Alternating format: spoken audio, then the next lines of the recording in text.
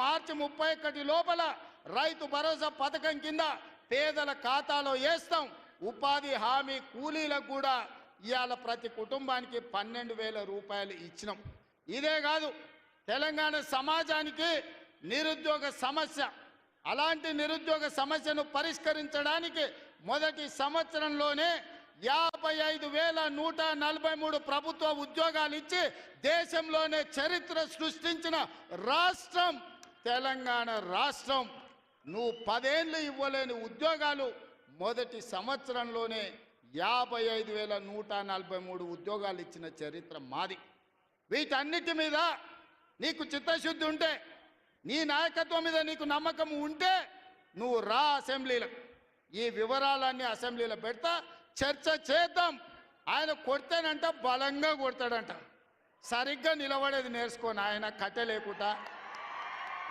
నీ పరిస్థితి ఎట్లుందో తెలంగాణ సమాజానికి తెలియదా? నువ్వు తూగుతున్నావా, సోగుతున్నావా, నువ్వు నిలబడగలిగే పరిస్థితిలో ఉన్నవా? ఆయన బలంగా కొడతాడంట, ఆయన లేచి వస్తాడంట.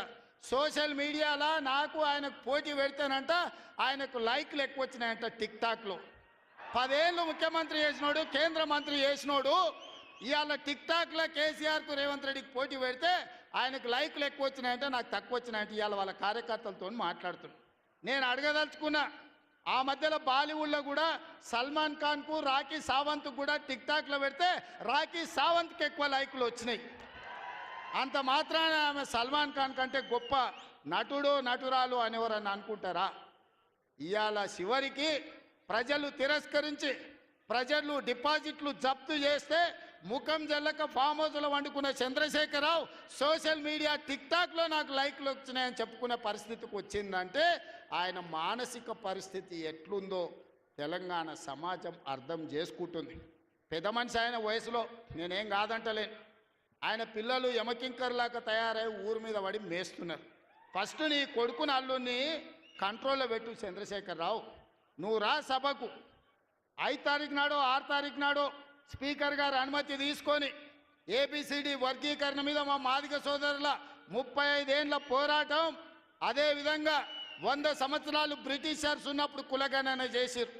100 ఏళ్ల వరకు బలైన వర్గాలు ఎంతమంది ఉన్నారో వాళ్ళ లెక్క వాళ్ళకే తెలియదు. ఎంతోమంది ప్రధానమంత్రులు ముఖ్యమంత్రులు మారినారు కానీ బీసీల లెక్కలు తేల్చలేదు.